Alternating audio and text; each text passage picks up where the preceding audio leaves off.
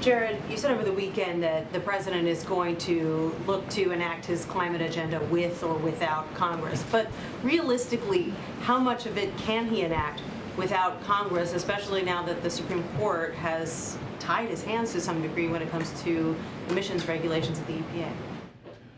I think realistically, there is a lot he can do, and there is a lot he will do. The president will aggressively fight to attack climate change because he knows it's one of the reasons he's here, and it is absolutely core to transitioning from where we are to where we need to be. Now, I think I've given you a fulsome sense today of that both of the sides of that transition are important. Affordability at the pump, yes, but we also have to plot a path to clean energy.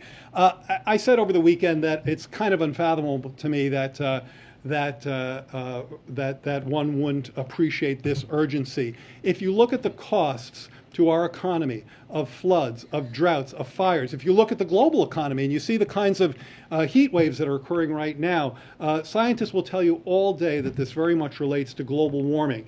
You're talking about something like $120 billion a year in cost to our economy. If you think about the geopolitical costs occurring when a Russian plutocrat weaponizes energy and fossil fuels and funds this unjust aggression against Ukraine with it, you get another sense of just how important it is to intervene. And this all comes from conversations we've had with the president. That's how urgent this is. Now, you asked what can he do. Let me start by telling you a little bit about what he has done.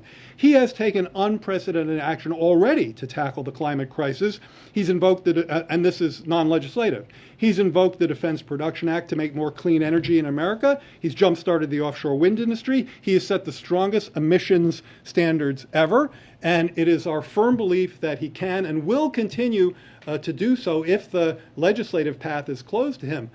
But he will also pursue that path as well. And this is how important and urgent it is to him. So then why do you think that, you just laid out the costs of inaction? Clearly, Senator Manchin believed that the cost of action was too high in the face of high inflation.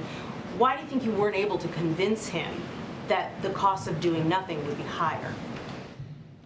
I just don't have a great answer to that question. I mean, I think what we can do, and I hope I've been a little bit convincing here in my conversation, but I've worked for Joe Biden for a long time, and I found him to be profoundly convincing in this area. And he's someone who's been in the Senate for decades, so it's not like he grew up in a world where climate change and global warming were the top of the agenda, but his understanding of that, his a deep appreciation of the urgency of what I've just described of you is as high as I've been stressing in my comments today.